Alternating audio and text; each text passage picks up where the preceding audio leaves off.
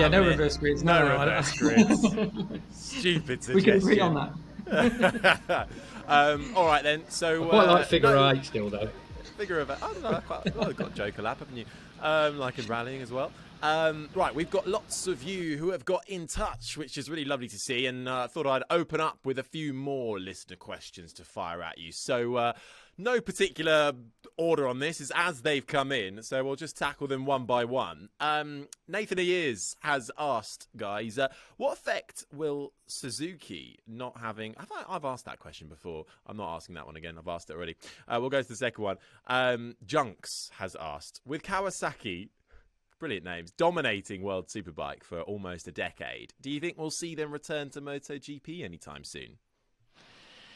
It's a shame, isn't it? It's one of the biggest companies in Japan, the Kawasaki Heavy Industries. I mean, their funding is not something that's ever going to be brought into dispute. But no, I just can't see them coming back at it. The grid is pretty well full as it is at the moment. Kawasaki seem to be happy with where they are with the road bike situation, and that's it. It's a shame. Yeah, you can say the same about BMW. I mean, why isn't BMW concentrating on MotoGP? It's a top line class. Rah. KTM have proved that you can do it, but they've chucked everything, including the kitchen sink, at it to get themselves into the position they're at. It doesn't seem to be the will on these other. It's a massive risk as well, isn't it, Peter? Commercially, Kawasaki comes in. You would expect after a certain time. I mean, I go back, and I'm sure Peter does as well, to some extent, to the Court Ballington, Greg Hansford days when they brought that Kawasaki 500cc bike into Grand Prix racing, and it was technically very innovative. It was a great different motorbike for changing head angles and stuff. It was really adjustable compared with bikes back in the day that weren't that adjustable. So it was quite ahead of its time, but it never quite worked for them, and they didn't quite have the push behind it to be in a championship sort of position. So no, I can't see Kawasaki coming back. No, I think it's going to be difficult also because the way that they left previously, it was a bit awkward, shall we say, in that they ended up running Marco Melandri, didn't they, on that sort of all-black, unsponsored Hayate, I think it was called, machine, wasn't it? They didn't want a Kawasaki logo on it everywhere. It was purely to kind of fulfill a bit of a contractual agreement, I think, with Dorna to have a bike on the grid. But it wasn't, I don't think it went down well with Dorna. I don't think Dorna will be bending over backwards to have them coming back. We know all the manufacturers are signed up on these 5-year agreements, and I think, it didn't go down too well the way that it ended with Kawasaki previously. So I think, if Kawasaki wanted to come back, they definitely could, but I don't think Dorna are going to be bending over backwards to accommodate them. I think there's 6 manufacturers, as we're saying already.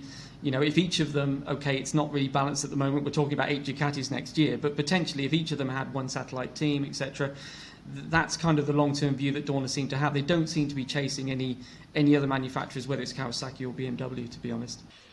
And Dorna own World Superbike as well. So at the end of the day, why would they want to mire that championship by pulling out their number one people from there, perhaps, and redirecting Kawasaki budget from World Superbike to MotoGP? I think the status quo is looking okay for Kawasaki where it is, and Dorna at the moment. Okay, well, thank you, Junks, for that question. Actually, following on, this is a good one from Mike Salter. Will there be too many Ducatis in MotoGP next year? Is this fair on the other manufacturers? Should there be a cap? We touched on this last time out, didn't we? When I said to you, 8 bikes, data is everything. So you've got all that data coming down, and you've got opportunities to run different aero and stuff like that across the teams as well. So, I always think of Ducati quite rightly as the Ferrari of bike racing. Not just because they're Italian or because Maranello and the like have always assisted them with certain things, but the fact is that they're not really doing the business when they ought to be. Ducati is there or thereabouts, but it's still not quite where they want it to be. All that extra data next year, will that get them where they want to be? We'll find out, of course, in 2022. But is it unfair? No, because the other manufacturers have agreed to it. They would have had to have agreed to it. The Manufacturers Association will have seen the plans, will know the plans, and they would have been lobbying behind the scenes if they didn't feel it was okay. Suzuki could have lobbied for another team, to bring 2 more bikes in if they felt that that's what they wanted to do. But financially, it's a massive, massive thing, which is why when I said that Kawasaki, they have the funding for that. Suzuki's a smaller company, I think, overall, when it comes to the money side of things, and even Suzuki have to justify their budgets. Yeah, exactly. I think that it's a shame we're not going to see the Suzukis. I mean, that was the hope, a really competitive race-winning bike. And to be honest, I can't help but think that Suzuki might have missed a trick here, in that if there was a bit of a crack in the door between Petronas and the Yamaha relationship, as we thought earlier, Suzuki should have been in there, because they won't get another chance to have such a top satellite team. And I think that, they've now chosen not to have a satellite team this year.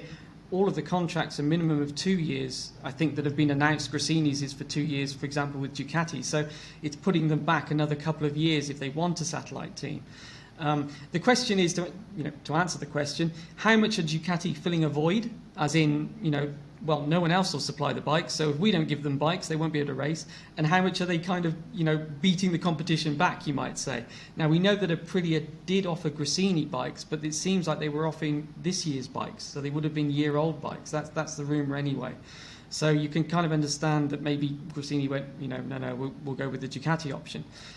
So it's a two-way thing. You need the bikes on the grid, but, if there's no competition, if there's no viable racing alternatives, people will take whatever's available, And if it's a Ducati, who cares? I mean, but we don't want to end up like Moto2, where it's too dominated by one manufacturer. That would be a shame if it went that extreme. But I don't think it will. I think that it's probably, we've seen these 8 Ducatis before a few years ago. I think it sort of ebbs and flows a bit. But hopefully the other manufacturers, Suzuki and Aprilia, sooner rather than later, will be able to step in and offer a competitive satellite bike. All right, well, thank you for sending in that question from... Who was that from? That was from somebody that's fallen off my list now. Junks again.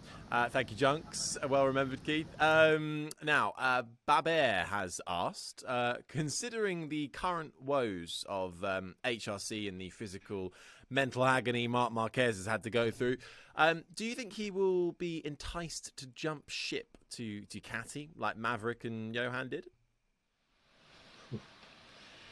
I think he's got enough on his plate as it is at the minute to try and work out exactly where he is.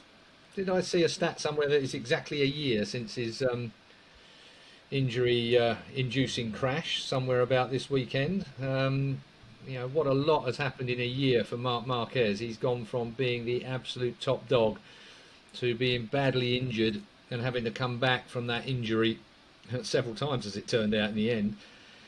Now, I can't see Marc shifting from Honda at the moment. I think he's going to do a bit of a doing. The same. We used to say the same thing about Mick. Mick doing always with Honda all the time. It suited him. Mick was a clever bloke. He wasn't going to be intimidated into jumping onto another manufacturer just because somebody says on Twitter that you're not a real world champion because you haven't done it on two manufacturers yet. The fact was Doohan was dominant in his time because he was a brilliant rider and he got a great relationship with Honda. And I can see the same thing with Marc Marquez. I don't see any cracks in that relationship at all on either side. I'd be amazed if he felt the need to jump ship at this point.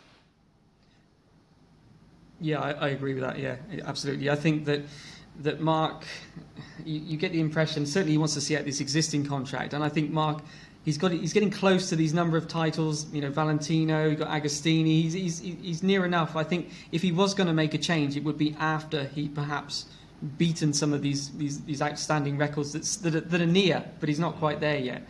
So I think also having now had the injury, I think he perhaps feels a sense of loyalty as well, that, Honda have stuck by me through this. I didn't ride for a year. We heard reports that maybe he offered even to sort of forfeit his pay for the year. I think that was probably turned down. But anyway, it was a gesture. But it was a good gesture to make, things like that. I think maybe he feels perhaps that, this is a chance to bring the team back up again and kind of pay back Honda for standing by him during all this time. And yet, as Keith says, I think that absolutely he'll see out this existing contract with Honda. I wouldn't completely discount moving to another manufacturer in the future, but I think it's a fair way off. Yeah. Fair way off, yeah, Baber. Thank you for that question. Okay, Ian Daniels. Here we go. Why is Scott Redding not being mentioned for one of the GP seats? He's super fast, faster than some of the other names in the hat. He's supremely fit, has previous experience, not forgetting the correct passport for Dorna. Love the podcast, by the way. Thank you, Ian. Thank you very much, Ian. But I've got to say that I think you said already he's got previous experience, and so have they of him. And I think that's a key situation here. Scott has made no secret of the fact that he'd quite like to be back at it. Where's the gaps? Pete's already covered it earlier on in this conversation. There are no gaps. This is not kind of looking after your mate syndrome either. It's a situation where it moves on so incredibly fast. Again, I refer to Dovizioso. He's still sat on the sidelines. There are good people, both old and young, waiting to fill the gaps. Scott Redding's probably had his go, and I think he's already been quoted as saying that he doesn't expect to be given an opportunity to come back.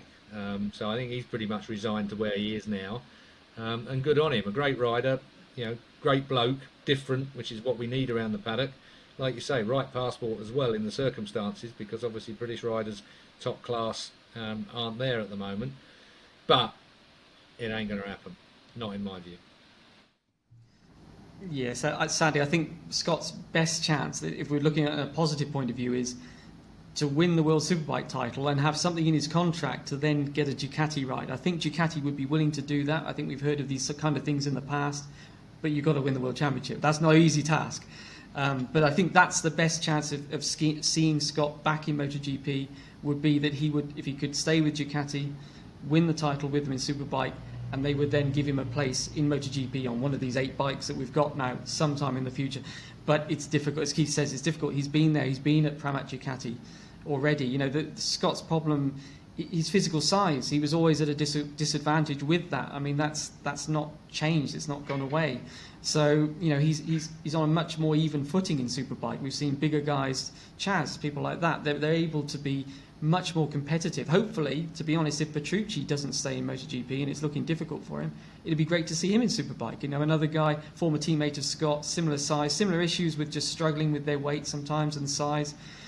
In Superbike, you can still be competitive. So I think, it's not automatic that Scott could just transfer that competitive level from Superbike to MotoGP just on the grounds that, he's still going to have that size disadvantage. So, it would be great to see Scott back. He, as Keith says, great character, really open guy, unfiltered guy, says what he thinks, and it'd be great to have a British rider. But it's going to be difficult. I think his best chance, to say, perhaps only chance, is to win the World Championship with Ducati and maybe move with them, just because they've got so many seats on the grid at the moment in future. All right, well, Ian, there's your answer for you. Now, one final one for you both from Mike Salter, who has decided to write an essay in. So I'm going to try and decipher some of it. In the modern era, is it worth winning the Moto3 junior title and Moto2 intermediate title, or is it just a race to get any ride in MotoGP? You used to see some riders stick it out and want to be crowned a world champion, but now is the title of a champion that is outside MotoGP worth it to some riders? Have we got too many talented riders coming through now, which is good for the future, but is it making the stepping stone championships less valuable? Have fun with that. No, I mean, thank you very much for the question. He's obviously well thought about it. Yeah. The fact is that the Moto2, Moto3 are legitimate world championships, as the 125s and the 250s were previously. I mean, some riders never got past the 125. That was their kind of level, and the same thing with Moto3. Sometimes a rider sticks with Moto3 till they get to the age where the cut-off is 28 years old. You can't go past that. Moto2. I think Moto2 is, since Triumph's involvement, I think is a different class altogether. It's a great class now. It was a good class before, albeit with a slightly boring engine. But now we've got, proper telemetry, proper grunt in the mid-range. It's a great option now, Moto2, and much closer to MotoGP than Moto2 ever was before. So, no, I think they're legitimate classes. I might be missing some of the point there. Is some of the point that they're only useful classes to try to get to MotoGP? Is that the issue? And riders don't stick around in Moto3 and Moto2 because that's the class they like, or where are we going with that? He's added in just at the bottom. We talked about Ralph Fernandez moving up without worrying about winning the title. Yes, he can still win it this year effectively, and also the Jack Miller move as well. He leapt over Moto2. Where have the previous year's champions fared now? But could you make a career out of just being a multiple Moto2 world champion?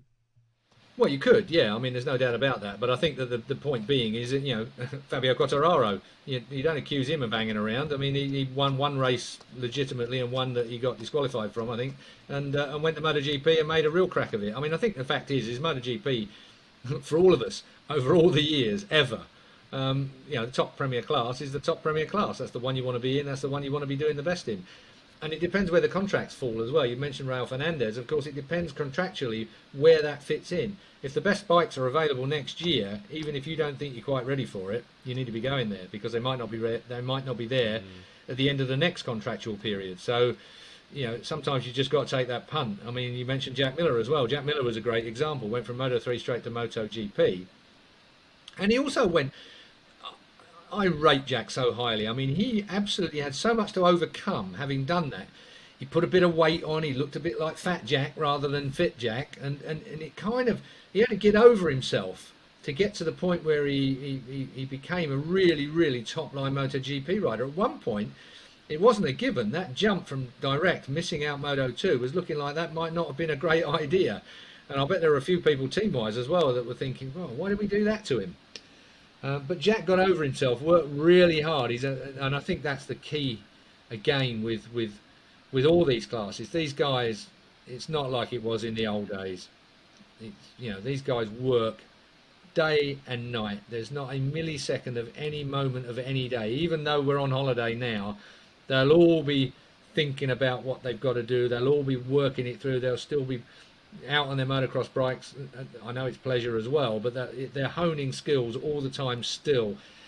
It's not like it used to be. This is proper concentration working their way through. So if you get a leap up early because of contracts, then go for it. I think we've got a great step ladder through CEV, if you like. If you take the Spanish Championships, the Junior World Championships, rookies, if you like, as well, Talent Cup series around the world. I think there are a lot of good places to step up on that ladder towards MotoGP. Whether you stop at Moto2 or not, you can make a good career in Moto2.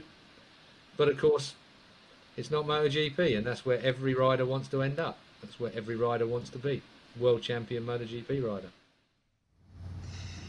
That's it. I mean, a bit like we mentioned previously, the reality is that if you win the Moto2 title, you've got the best chance, really, of getting a MotoGP ride. So it's very difficult to then say, you know what, I don't want a MotoGP ride. As Keith says, everyone wants to be in MotoGP. So if you're successful in the smaller classes, it naturally brings better offers to go up, which you then take. And so it depends on the position of the rider in his career. So we're seeing Tom Luthi, for example. He's gone to MotoGP and he's come back. Sam Lowes is the same situation. So they're spending more time in that intermediate class, shall we say? But if you're just taking the normal, as he said, the normal ladder up, and you're successful, a bit like with Fernandez, as we're saying, that success brings you offers to go up a class, whether it's from Moto3 to Moto2, as Acosta sounds like he'll do next year. He'll be at IO Moto2 probably. And if you then get the Fernandez offer for MotoGP, well, you take it because you don't know when another offer might come along, and it might not be anything as good as the one you're getting now. So it's just the natural direction that everything flows in, if that makes sense. If you do well, you move up. All that we're seeing, the exception of that, is guys that maybe have a hard time and then step back down. I think then it's a different situation, and then they can spend longer time there. But normally you would expect people, by definition, if they do well in these classes, they move up. Very well put. Well, Mike, thank you for sending in that really great question. I think it is very much, if the opportunity's there, say yes and figure out the rest of it later, isn't it?